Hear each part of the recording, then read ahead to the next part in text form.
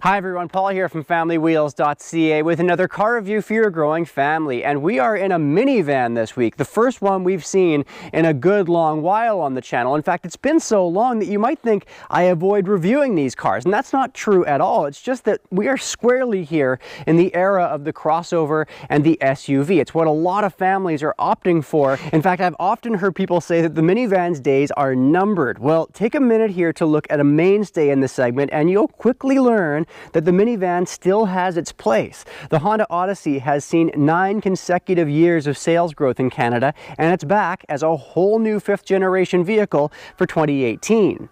It's a car made specifically for North American families with a lot of clever little features on board and a seriously loyal, like enviably loyal group of buyers. So what does the new Odyssey have that an SUV can't touch? Well, we're taking this thing on a 2,500 kilometer road trip right across Western Canada to find out, and we'll put it through all of our regular standardized tests as well.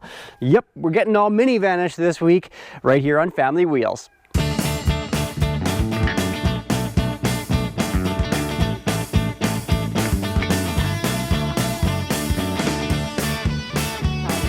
of a boxy back end.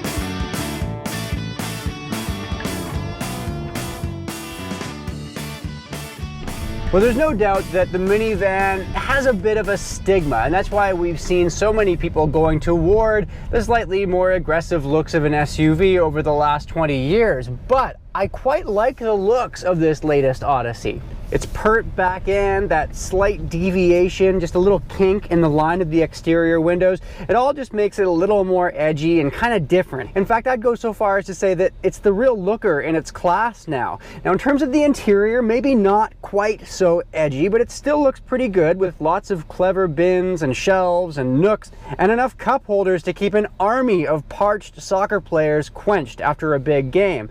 But even here in this top-level touring trim, you'll find some hard plastics all throughout the cabin that both look cheap and are also very susceptible to getting scratched up, through the course of daily family living.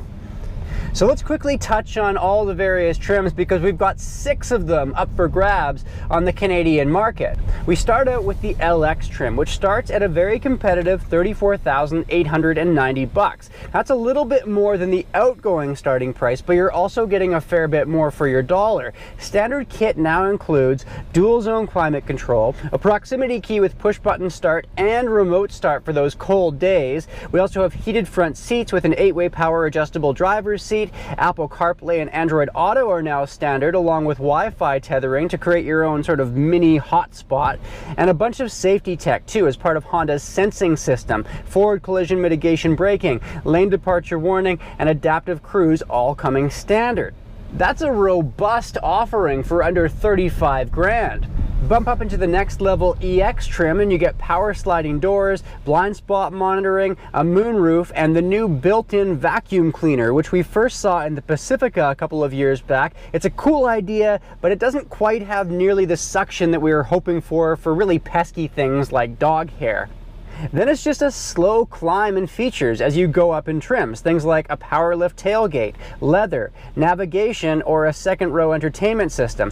Now, we've steered Roger away from just going all zombie on us here on this trip and watching DVDs or plugging directly into the HDMI cable, which you can use. Instead, though, it's been really nice to be able to isolate kids' music into his own wireless headphones back there while we enjoy a bit of quiet or some more adult-oriented tunes up front. Now here's something else that's new in the Odyssey for 2018. It's called Cabin Watch. We've got a small camera mounted on the ceiling just above the second row, which means you can keep an eye on your kids while you drive through the infotainment system without having to crane your neck around to look back. But something that doesn't make quite so much sense is cabin talk. So I push this button right here and all of a sudden, can you hear me back there? Don't eat all your sister's M&Ms. Stop fighting. It's a built-in PA system, which Honda says is there so that kids in the second and third row can hear you better without the parents having to yell. But Honestly, they're 3 feet away. How difficult is it? It just seems like one of the more frivolous items I've ever seen in a vehicle. Not on all trims, but it's available on the higher level trims.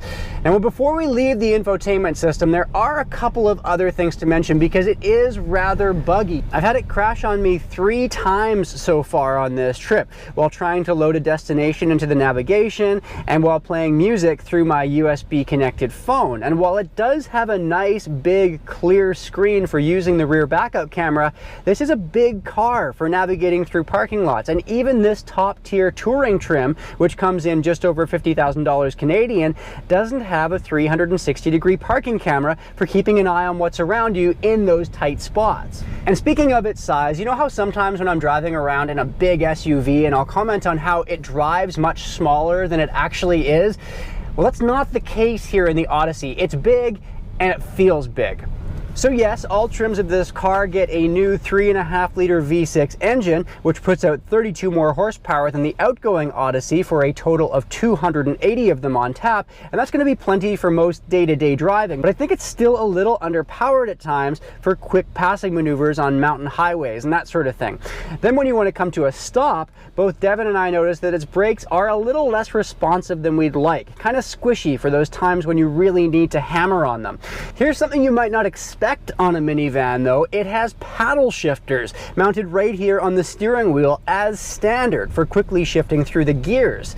This is the sort of tech that we really only would have seen in the sportiest of sports cars until about a decade ago, but it's slowly entering more and more of the market. And before you go and say, oh yeah, paddle shifters have jumped the shark now that they're in a minivan, I actually quite like having them in pretty much any vehicle that I drive these days, especially when the brakes are a little less than stellar. It means that I can use these paddles for gearing down into corners or coming up to a stoplight. I can gear down a little bit, and you can use these paddle shifters to cycle through 2 brand new transmissions. There's the 9-speed automatic that Honda pulled out of the Pilot on the first 5 trims, and then the 10-speed we're driving here is reserved for the touring trim and is shared with the new Accord from Honda. Now, both of these transmissions see fairly similar fuel economy numbers, and despite driving on some very mountainous, hilly highways and roads for much of this trip, we're still averaging a rather respectable 9.8 liters per 100 kilometers.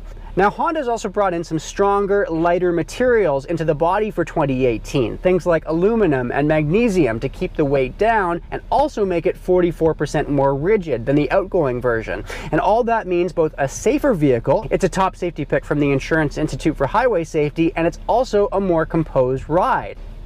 Road noise, by the way, has also been improved. We're measuring out 65 decibels at 100 kilometers an hour, which is smack dab in the middle of all the cars that we test. Not bad for a minivan. And if towing a small boat or a trailer is something you do, the Odyssey can also tow up to 3,500 pounds. But given its borderline power on the highway, if towing is something that you do regularly, I wouldn't bank on this being your primary towing vehicle. But it is a good trick to have in the Odyssey's back pocket. Now, one mystery in the minivan segment that just continues to baffle me is why all-wheel drive isn't more prevalent. You can only get it in the Toyota Sienna. Now, of course, that is going to affect your fuel economy, but why not at least make it an option for people? When I put that question to Honda Canada, I got a fairly generic answer, saying that their focus is on providing the best possible value while maximizing fuel economy and reliability. But the Sienna is also famously reliable. Now, there is a snow mode right here that changes the traction control a bit and drops the amount of power to the wheels to avoid the tires from spinning out when it gets snowy, but it certainly doesn't take the place of a good all-wheel drive system. And based on Honda's answer, I think the Odyssey will likely remain front-wheel drive exclusive, at least for the foreseeable future. Now, you don't buy a big car like the Odyssey unless you've got a big crew to haul. So let's talk about those clever features in the back. Size-wise, it really hasn't changed that much for 2018. The Odyssey is just a ½ an inch longer overall in this latest generation. One thing I really like about minivans versus SUVs is that their ride height is just a little bit lower, so it's way easier for small kids to climb in and out themselves. It's also far better for our aging dog. And once you're on board, there's a ton of legroom and headroom for second and third row passengers. Seating for 8 is standard, and every single one of those spots in the second and third rows are car seat ready. And with a rear-facing car seat in place, we're measuring out a phenomenal 32 inches from the back of the front passenger seat up to the glove box. And that gives you plenty of space, even with younger kids on board in the first row. It also has quite a bit more second and third row legroom compared to its biggest competitor, that Toyota Sienna, and even as a full-size adult, I'm happy in the third row with a nice low floor to keep my knees from coming up around my ears. Some of the features back there clearly geared toward families include the non-perforated second and third row seats. A lot of SUVs now have those tiny pinhole perforations which look cool but are really difficult to keep clean. You can wipe these leather seats down really easily. I also really like the sunshades which come on the higher level trims. They're built in right into the sliding doors and even in that third row. So if you have younger kids, you're going to be able to put those up and help with nap time and that sort of thing. And then we also have a third zone of climate control on higher level trims, but it's not way down low like we see in a lot of vehicles down here in the center console. Instead, it's way up high, which means that younger kids aren't kicking it, and it also means that they're not fiddling around with it until they get a little bit older and they actually maybe should have a say in terms of what the temperature is back there. But for such a family-focused car, the car seat anchor points are surprisingly difficult to clip into, with this annoying felt blocking the way. And while we're now seeing SUVs like the Ford Expedition and Volkswagen Atlas offering second row seats that can tilt out of the way for accessing the third row, even when you have a car seat installed, that's not an option here in the Odyssey, which is a shame. Also not available are the stow and go second row seats that we see in the Grand Caravan from Dodge or the Chrysler Pacifica. They fold right into the floor, which is super handy. Instead, here in the Odyssey, if you want to reconfigure the second row, you'll have to take them out, which is awkward and heavy, and you'll also need to carve out space in your garage for storing the seats that you're not using. Something that is new though for 2018 are the magic sliding seats, and it means that you can really easily reconfigure the second row to your needs or for easier access to the third row. To use them though, you'll need to ditch the smaller middle seat, but then there's a lot more seating flexibility, so it's a give and take. Now, in terms of trunk space, the Odyssey has been an absolute bottomless pit for us here on this road trip.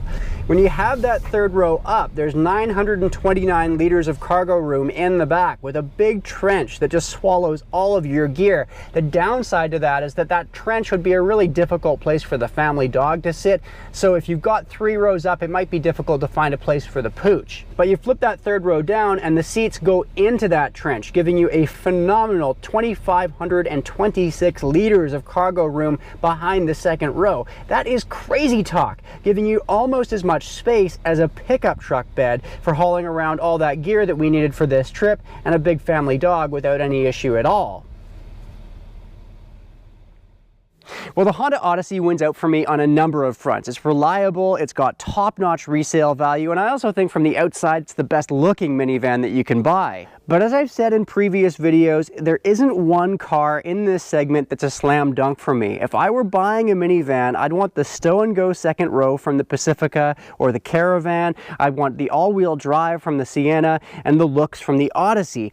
Meanwhile, a lot of SUVs these days are basically glorified minivans. In fact, when Volkswagen unveiled the Atlas last year, it seemed like there were a lot of very clever minivan kind of qualities on board that thing. I asked the company if that's what they'd done, and they said, yeah, that's exactly what we're going for. It just gives you a slightly more aggressive, slightly more of the moment look while giving you a lot of those same features. But if you regularly use that third row, or if you have a posse of little ones that are still in car seats, or if you find yourself in tight parking lots all the time where sliding doors are a true godsend for careless kiddos, then the minivan is a suburban elixir that still holds its own in a sea of modern day SUVs. And I've got to say, the Odyssey has been a most welcome companion here on this road trip. So thanks for tagging along. For now, I'm going to enjoy just a little bit more summer holiday time, and I'll see you next time right here on Family Wheels.